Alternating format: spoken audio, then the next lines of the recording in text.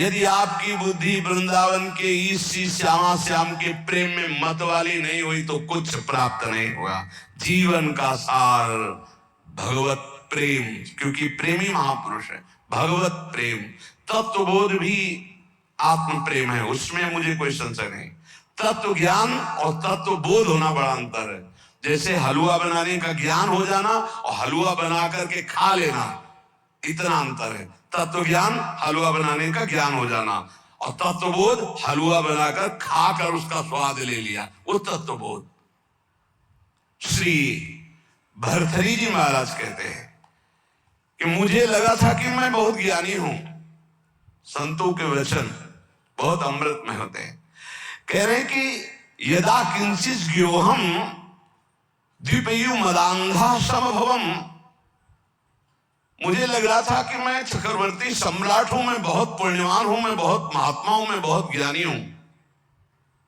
तदा सर्वज्ञोस्मीत्य भवदव लिप्तम मम मनः यदा किंचित किंचित बुद्धजन सकाशादवगतम तदा मूर्खोस्मीति जो इव मदी मदो में व्यपगता। आज मुझे पता चला कि मैं मूर्ख हूं। मुझे लग रहा था मैं ज्ञानी हूं, मैं चक्रवर्ती सम्राट हूं, मैं मदोन्मत्त हो रहा था। लेकिन जब मुझे इस संसार का रहस्य पता चला तो लगा मैं मूर्ख हूं। सुना चुके भर्तृहरि जी का यहां जो परिवर्तन हुआ उनके जीवन का। भर्तृहरि जी के मन में एक बात थी कि संसार का सबसे बड़ा सुख क्या है, बोले काम सुख। अंदर देखा, बहुत विवेकवान थे।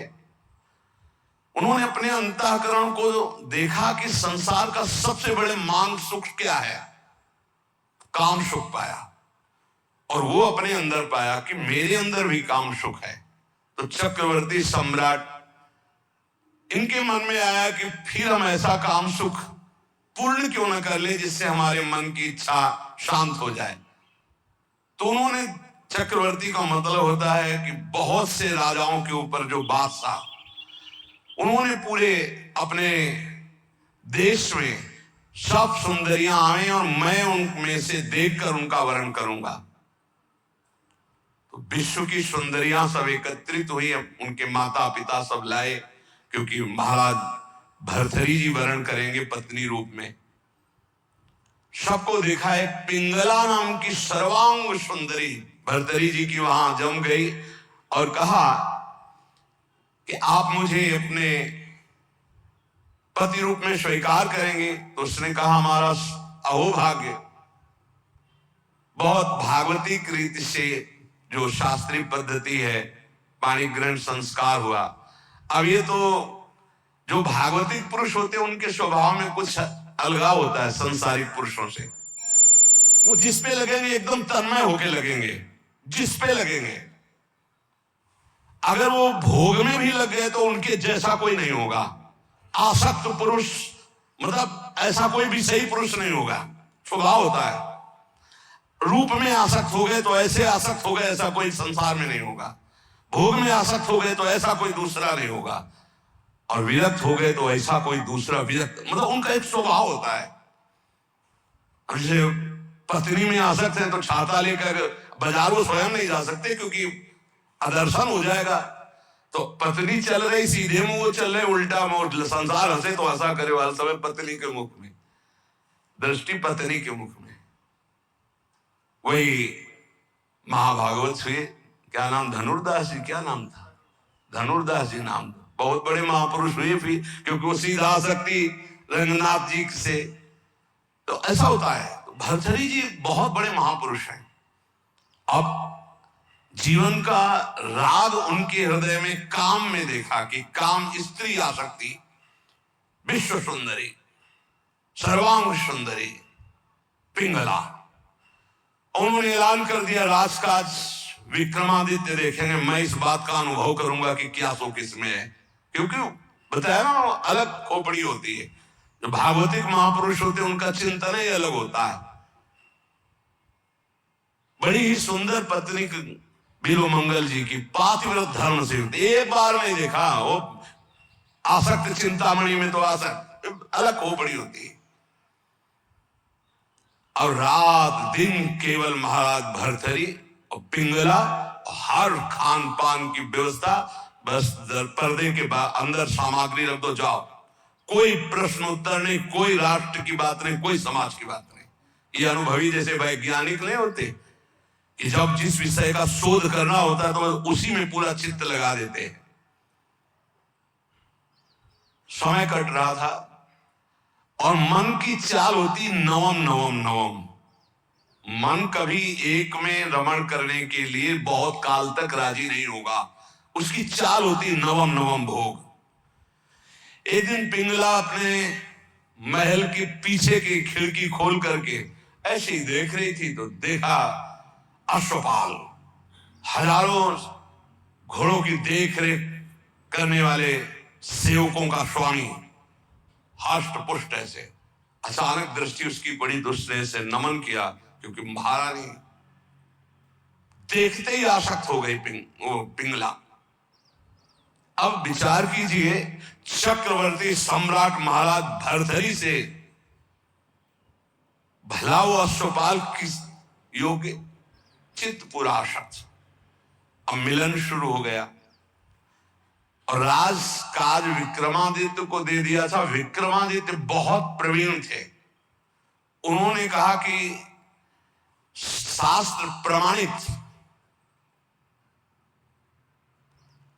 किसी का भी मन कभी भी कहीं भी विचलित हो सकता है, इसलिए मेरे भाई इस समय सुध में नहीं है, इसलिए गुप्तचर रूप से दास दासियां हर समय तैनात कि कहीं हमारे महाराज को किसी भी तरह की हानि ना हो जाए। सूचना मिली कि हानि प्रारंभ हो चुकी है। एक अश्वपाल एकांत में महारानी से मिलता है। महाराज दिन में शयन करते हैं, उस समय वो मिलती। पूरी बात पक्की जब देख ली तब भर्तृहरि जी को सूचना दी कि महाराज विक्रमादित्य आपसे मिलना चाहते। बहुत प्रवीण थी पिंगला, तुरंत समझ गई। हमें लगता है हमारी बात उन तक पहुंच गई। उनका महाराज, मैं आपके भाई की एक बात कहना चाहती हूँ कि उनकी दृष्टि हमारे ऊपर बहुत गलत है। उनका महल से तो निकलती नहीं, गलत कैसे हो गई? तो उनका खिड़की पे खड़ी थी, वो घोड़ों की देख रेख करने वाले अश्वपाल के पास गए थे, वहां से मुझे देखा और फिर मुझे बुलाया, मैं उनसे गए, उनके पास गए। उनका इरादा ठीक नहीं था, इसलिए हमने कुछ कड़वे वचन कहे, क्षमा करें आपके भाई हैं लेकिन उनकी आदत बहुत खराब है। तो उनका ऐसा विक्रमादित्य कर सकता है? जान न जाए, ये भगवान की माया विचित्र है। विक्रमादित्य बोले भ्राताश्री आपके साथ छल हो रहा। बोले हाँ मुझे पता है छल हो रहा, तुम्हारे जैसा नीच भाई होगा तो छल क्यों? यही बताने आए हो ना कि पिंगला आचरणहीन है। भाई आपको पता है? बोले पता है हमें कि तू आचरणहीन है। मेरा आदेश है कि ऐसे भाई को नगर से निष्कासित कर दिया जाए, कभी हमारे नगर में मुंह मत दिखाना। इतने आसक्त थे पिंगला पे भर्तृहरि जी महाराज। विक्रमादित्य कुछ बोल ही नहीं पाएगी। क्या बड़े बड़े जो मंत्री थे उन्होंने बोलने की हिम्मत नहीं रहेगी कि जब भाई के प्रति ऐसा इनका, तो कोई नहीं बोल पाया और निकाल दिए गए। पर मंत्रियों ने उनको सुरक्षित रखा। एक दिन जब असलियत का पता चलेगा तब ये रोएंगे, उसी समय मैं आपको सामने पेश करूंगा। अब भगवान कोई ऐसा ना सोचे कि पाप कर्म दबा रहेगा, वो ऊपर उठता है, अपना प्रभाव दिखाता है। एक नगर का ब्राह्मण गरीब तपस्या कर रहा था महाराज देवराज इंद्र की मंत्र से उनकी, इस बात के लिए कि मुझे धन मिले, मैं गरीब हूं, जिससे हमारा परिवार सुखी हो जाए। बहुत तप किया तो देवराज इंद्र प्रकट हुए, कहा अमर फल लीजिए, और अंतर ध्यान हो गए। वो बात करे करे तेरे अंतर ध्यान, तो उनका अमर फल लेके क्या करूं? ऐसे दरिद्र गरीब ब्राह्मण अमर होकर के क्या करूंगा? तब विचार है कि अगर ये अमर फल महाराज भर्तृहरि को पवा दे तो धर्मात्मा वीर राजा वो अमर रहेगा, हमारे देश की सुरक्षा होगी और मुझे धन मिल जाएगा। ये अच्छा लगा। वो गए, महाराज की जय जयकार हो। पहले राजाओं के दरबार में या महल में ब्राह्मणों के लिए, ऋषियों के लिए, महात्माओं के लिए निषेध नहीं था, उनके लिए नहीं था कि हम आज्ञा लेकर आए। अंदर प्रवेश किए, नजदीक दासी ने कहा कि कोई विप्र देवता पधारे। उठकर प्रणाम किया, कैसे आगमन हुआ, आज्ञा कीजिए।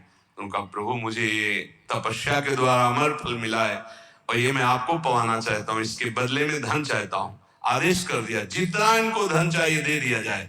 अमर फल लिया और विचार किया मैं खा के क्या करूंगा अमर होके, क्योंकि मेरी आसक्ति तो पिंगला पे है। पिंगला से कहा तुम अमर फल खा लो, जब तक मैं जीवित रहूंगा तब तक तुम्हें देखता रहूंगा।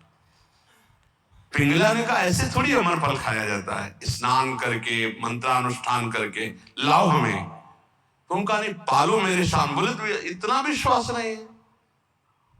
अब बस प्यार में तो दम होती है, नहीं मैं विश्वास पक्का है तो मैं प्यार निश्चिंत रहिए। पिंगला ने सोचा मैं क्या करूंगी खा के, मेरा दोस्त अगर पालेगा अश्वपाल वो बढ़िया। एकांत में मिली अश्वपाल को, क्योंकि कांटा विक्रमादित्य थे, वो तो नगर निष्कासित हो गया, बिल्कुल स्वतंत्रता थी। महाराज इस रास्ते से बेशुद्ध थे। और अश्वपाल ने उस अमर फल को लिया तो उसने विचार किया कि मैं क्या करूंगा। और महाराज की नृत्यांगना ऐसी सुंदर थी जिससे आसक्ति थी। मिला और कहा देखो ये अमर फल मुझे मिला है, आप पालोगी तो जब तक मैं जीवित रहूंगा आपको देखता रहूंगा, मिलता रहूंगा। ठीक है। नृत्यांगना ने सोचा जिसके दरबार की मैं नृत्यांगना हूं, अगर वो महाराज अमर रहेंगे तो हमारा जीवन सार्थक रहेगा और महाराज मुझे बहुत सम्मान देंगे जब मैं अमर फल दे दूंगी। उसने प्रार्थना करवाई कि आपके दरबार की नृत्यांगना मिलना चाहती है आपसे। बुला लिया, कहा महाराज ये अमर फल। महाराज ने कहा तुझे अमर फल कहां से मिला, ये अमर फल सत्य बोल तुझे कहां से मिला। महाराज मुझे तो अश्वपाल ने दिया, मेरा वो दोस्त है, मेरा मित्र है उसने। और उस समय पिंगला आने थी, तुरंत अमर फल लिया और बोले तुम्हें जो संपत्ति चाहिए हम देंगे, कल हम दरबार में आते हैं। दरबार में गए, सब सभा एकत्रित, वर्षों के बाद आज दरबार में आए थे। तो उन्होंने कहा बुलाया जाए जिसको अश्व पर जो घोड़ों की सेवा में आया, सत्य बोला तो तुझे माफ कर देंगे। बोल इस फल को पहचानता है? हाँ सर, ये अमर फल है, तुझे कैसे मिला? सत्य बोलना, अगर झूठ बोला तो उनका अगर हमारे प्राण माफ किए जाएं तो बिल्कुल सभा में कहता हूं कोई दंड नहीं मिलेगा। उनका महारानी पिंगला ने दिया है। ठीक है, जाओ बुलाओ पिंगला। आओ तो सज धज के आ रही थी कि आज दरबार में पार्श्व में विराजमान होंगी सिंहासन, गए कटघरे में खड़ी हो करो और तलवार निकाला और कहा देखो मेरे देश के विप्र ने तपस्या की थी, अमर फल दिया था, इनको पवाया था, ये अमर है और मैं काटूंगा, ये मरेगी नहीं। जे महाराज क्यों, क्या तुझे अमर फल पर विश्वास नहीं? सर झुका, कहां है वो अमर फल, सत्य बोल तो तुझे माफ करो। बोले अश्वपाल को दिया था। क्या मेरे से श्रेष्ठ है अश्वपाल? मैं चक्रवर्ती सम्राट भर्तरी तेरे योग्य नहीं रहा, धिक्कार है ऐसी बात। तभी कह रहे यदा किंचित व्योहम द्विपयु मदांधा संभवम। मैं मदांध हो गया था, अपने को ज्ञानी समझता था, अपने को बलवान समझता था, अपने को राजा समझता। उसी समय भर्तरी जी का धिक्कार है, मैं चक्रवर्ती सम्राट, मुझसे पिंगला तृप्त नहीं, पिंगला से अश्वपाल तृप्त नहीं, अश्वपाल वैश्या से प्रेम करता है। धिक्कार है, कहां प्यार है, कहां अपनापन है। और मुकुट उतार के रखा और कहा कि आज अगर विक्रमादित्य होते तो मुझे ये चिंता नहीं होती कि मेरे राज्य का क्या होगा। तब मंत्रियों ने कहा आप महाराज निश्चिंत रहे, व्यवस्था पूरी, विक्रमादित्य सुरक्षित है। तो उनको यहाँ विराजमान करो, मैं एक क्षण भी ऐसे प्रपंच में नहीं टिकूंगा। महावैराग्यवान होकर भर्तरी जी के श्लोक बैरागियों के अमृत है। वो कह रहे हैं कि मैं बिल्कुल अज्ञानी था, मदोन्मत्त मदांध था। उस समय मेरा मन यही सोच रहा था कि मुझे बहुत ज्ञान है, मैं बहुत प्रवीण हूं। लेकिन आज जब भगवान शंकर की कृपा से ज्ञान हुआ तब मुझे लग रहा है कि मैं घोर अज्ञानी, घोर विषयी, मदांध था। मेरा अहंकार दूर हो गया कि मुझे ज्ञान था, आज असली ज्ञान हुआ मुझे। भर्तृहरि जी कह रहे ऐसाम न विद्या न तपो न दानम ज्ञानम न शीलम न गुणो न धर्मा ते मर्तुलोके भुवि भार भूता मनुष्य रूपेण मृगाश्चरन्ति। जिनमें ना भागवतिक विद्या है, ना भगवत तत्व का ज्ञान है, न शील है, न गुण है, न भागवतिक धर्म है, तो मृत्यु लोक में पृथ्वी में भार बने हुए मनुष्य रूप में वो पशु है साक्षात। ना भजन है, न धर्म है, न राष्ट्र सेवा, न भगवत सेवा, न समाज सेवा, बोले पशु है साक्षात। मनुष्य रूपेण मृगाश्चरन्ति, रूप तो मनुष्य का लेकिन पशु है, राक्षसी भाव है। जाड्यम धियो हरति सिंचति वाचि सत्यम मानोन्नतिम दिशति पापमपाकरोति चेतः प्रसादयति दिक्षु तनोति कीर्तिम सत्संगति कथय किम न करोति पुंसाम। यदि संत पुरुषों का संग मिल जाए तो किसका नहीं उपकार हो जाएगा, अर्थात किसका नहीं मंगल हो जाएगा, अर्थात सबका हो जाएगा। क्योंकि संत पुरुषों के संग से बुद्धि की मूर्खता का अपहरण होता है, जड़ता का अपहरण होता है। सत्संग से वाणी में सत्य का संचार होता है। सत्संग से सबको सम्मान देना आता है। सत्संग पाप को दूर करता है। सत्संग चित्त को आह्लादित करता है, क्योंकि चित्त से वो प्रभु का चिंतन करता है और समस्त दिशाओं में कीर्ति फैल जाती है सत्संगी महापुरुष की। इसलिए धन्य है जिसको सत्संग प्राप्त हो गया। भोगा न भुक्ता वयमेव भुक्तास तपो न तप्तम वयमेव तप्ताः कालो न यातो वयमेव यातास तृष्णा न जीर्णा वयमेव जीर्णा। हमने भोगों को नहीं भोगा, भोगों ने हमको भोग लिया, किसी काम का नहीं रखा। तप नहीं किया, तप्त होते रहे, जलते रहे। काल व्यतीत नहीं हुआ, हमारा जीवन व्यतीत हो गया। तृष्णा नहीं मरी, हम जीर्ण हो गए, वही भोग वासना। इसलिए भक्तिर्भवे मरण जन्म भयम हृदिस्थम स्नेहो न बंधुस न मन्मथरा विकारा संसर्ग दोष रहिता विजनावनांता वैराग्यमस्ति किमतः परमर्थनीयम। सबके आदि कारण भगवान का भजन करो, मान लो मेरी बात, वही तुम्हारे हृदय से जन्म मृत्यु का चक्र मिटा देंगे। यहां कोई तुमसे प्यार नहीं करता, भर्तृहरि जी कह रहे, उनका अनुभव। ना कोई तुम्हारा या भाई है, न बंधु है, न कुटुंबी है, न पत्नी है, न पुत्र है। केवल माया ममता का विकार रचकर तुम्हें भगवत प्राप्ति से विमुख करने का नाटक कर रही है। हृदय में एक काम विकार का अभाव कर दो, कुछ नहीं है इसमें, केवल माया नाटक के द्वारा समय नष्ट कर रही है। कामिनी के कमनी कलेवर को देखकर जिसका मन आसक्त हो गया वो क्या करेगा। ये संसारिक लोग केवल शरीर संसर्ग जनित सुख में ही अपने जीवन को नष्ट कर देते हैं, वो परमात्म सुख को नहीं जानते। ये शरीर कोई अपना थोड़ी है, इसमें कोई सुख है। बहुत विचित्र है, प्रवचन कर लेना सरल है, सुन लेना सरल है, आसक्ति हटाना कठिन है। शरीर अविद्या है, केवल अविद्या। ये जो आप देख रहे हो, अविद्या का भोग ही एक लक्ष्य बना हुआ शरीरधारियों में। परम विद्या भगवान के आनंद की हमारे अंदर मांग है। इसलिए हर भोग के बाद हमें घृणा हो जाती कि यार शायद इसमें सुख नहीं, शायद इसमें सुख हो, इसमें सुख नहीं। पूरा जन्म जन्मांतर व्यतीत होते गए, आज तक नहीं वो मिला सुख, क्योंकि हमारे अंदर जो मांग है वो परमात्म सुख है। परमात्म सुख प्राप्त करने के लिए मानव जन्म मिला है। इसीलिए श्री भर्तृहरि जी कह रहे हैं, अगर सुख है तो राग रहित होकर वैराग्य में सुख है। जब तक शरीर स्वस्थ है तब तक भगवत प्राप्ति का उपाय कर लो, नहीं धोखा हो जाएगा। यावत् स्वस्थमिदं कलेवर गृहम यावच्च दूरे जरा यावच्चेन्द्रिय शक्तिर प्रतिहता यावच्छयो नायुषः आत्मश्रेयसितावदेव विदुषा कार्यः प्रयत्नो महान प्रोद्दीप्ते भवने च कूप खननम प्रत्युद्यमः कीदृशः। भर्तृहरि जी महाराज कह रहे, जब तक तुम्हारा शरीर जवान है, स्वस्थ है, आप भजन कर लो।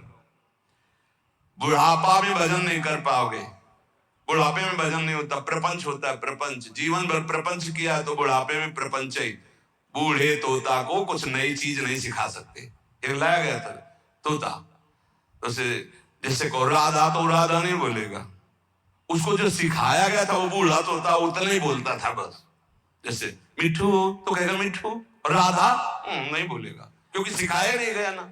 ये प्रपंच सीखे हुए मन बुद्धि पूरे जीवन, अब उनको बुढ़ापा में कहो राधा, तो बुढ़ापा में राधा थोड़ी बोलेंगे। देख लो जब बूढ़े बैठे हो, देखना ये बात अच्छे से समझ लो। बूढ़ा तोता राम राम नहीं रटता, राधा राधा नहीं रटता। तो कह रहे जब बुढ़ापा आ जाएगा तो भजन नहीं होगा। जवानी में भजन नहीं करोगे तो बुढ़ापा भजन नहीं होगा। ए सुन लो, जो जीवन में भजन किए बुढ़ापा में भी भजन करेंगे, जो जवानी में भजन नहीं किए बुढ़ापा में नहीं कर पाएंगे। पक्का समझ लो, पक्का नहीं कर पाएंगे। बातें चाहे जितनी बना ले, भजन की पद्धति जवानी में सीखी जाती है बचपन से। ये बहुत बढ़िया कृपा हो गई, आप लोग सब नौजवान भजन में लगे हो। अगर इस समय अपनी निरंतर भजनाकार वृत्ति कर लो ना, तो जिससे आगे चल करके भजन करना थोड़ी पड़ता है, नहीं, वो चलता रहता है। बड़ा आनंद, क्षण क्षण रुदन करन, ऐसा आनंद प्रकट होता। मान लो जो आनंद की खोज कर रहे हो कहीं नहीं, सिर्फ भजन में मान लीजिए, प्रार्थना मान लीजिए, सब सुख आपको घेर लेंगे। क्योंकि माधव की चेरी माया है, और आप माधव का भजन करते हो तो माया आपकी सेवा में हो जाएगी। और माया की तरफ माधव को छोड़कर चलोगे फिर नहीं चल पाओगे। पक्का समझ लीजिए, अगर हरि को छोड़कर तुम माया को भजना शुरू कर दोगे तो कुछ हाथ नहीं लगेगा। हरि को पकड़ लोगे तो, पर हरि को कोई नहीं पकड़ रहा चाह। पक्का बहुत बड़ी माया के प्रभाव, प्रलोभन प्रवृत्ति है, हरि को एक क्षण में छोड़ देगी। एक बार नारायण भगवान ने कहा लक्ष्मी जी से कि देखो प्रभाव तो हमारे जोर का है। तो लक्ष्मी जी ने कहा वैसे हम आपके ही प्रभाव से प्रभावित है, लेकिन दुनिया में हमारे ही प्रभाव है। बोले हमारा तो विश्वंभर नाम है, पूरे विश्व का भरण पोषण तो मैं करता हूं। विनोद हो रहा था लक्ष्मी नारायण जी का। तो लक्ष्मी जी ने कहा जहां चाहो तहां तुम अपना प्रभाव दिखा के देखो, फिर हम अपना प्रभाव दिखा के अगर आपको हटा न दे तो बताना। भगवान ने कहा हटा तो तुम नहीं सकती। तो लक्ष्मी जी ने कहा धक्का लगवा के हटा देगी।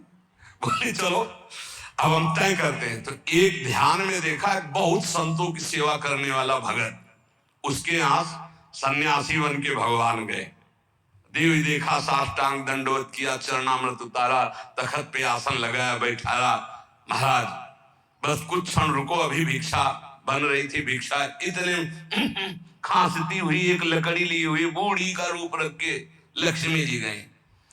बच्चा कुछ भोजन मिलेगा? हाँ माता जी, स्वामी जी भी बैठे, अभी भोजन बन रहा है, बस स्वामी जी को पवाया आपको। भगवान नारायण मुस्कुराए, माता जी को जमीन में बैठाला गया, स्वामी जी तखत। मुस्कुराए ना भगवान की, देखा ना आदर तो हमारे ही हो रहा है। लक्ष्मी जी का चुप रहो भी थोड़ी देर। आए तो स्वामी जी अपन नारियल का खप्पर, लक्ष्मी जी ने कहा बच्चा हम बर्तन अपने पास रखते, झोली बढ़िया रत्न जटित, सोने की थाल, सोने की कटोरियां, ऐसे चांदी। भगत ने सोचा मैया ऊपर ऐसे देखने में बूढ़ी बाढ़ी लगती है तो कितना कीमती सामान है, पर भाई हो सकता है बड़े घरों की हो, अपना ऐसे परोसा सब। अब स्वामी जी की तरफ तो दृष्टि, माता जी लाओ माता जी बर्तन धो के हम आपको दे दें। बोले नहीं बेटा, एक बार जिस बर्तन में पाते हम दोबारा उसमें पाते नहीं, और ये तुम ही रख लो। अरे बोले माता जी बड़ी कृपा, पर बोले बेटा आज रात रुक। अब माता जी जिंदगी भर रुको, आपका घर है। पर बोले जहां सन्यासी रुकते हैं वहां में, ए स्वामी जी आप चलो। बोले नहीं बेटा रात तो रुक ले। बोले नहीं, देखो स्वामी जी मतलब समझ जाओ आप बस हो गई हमारी श्रद्धा। लक्ष्मी जी मुस्कुरा के प्रभु इशारे से और आगे बढ़े, इशारा कर देंगे तो धक्का मार के निकाल देगा आपको। बोले नारायण नारायण, अच्छा भाई चलते हैं हम। और जो ही हो गए फिर लक्ष्मी जी गए। भला नारायण के मिला लक्ष्मी जी गए।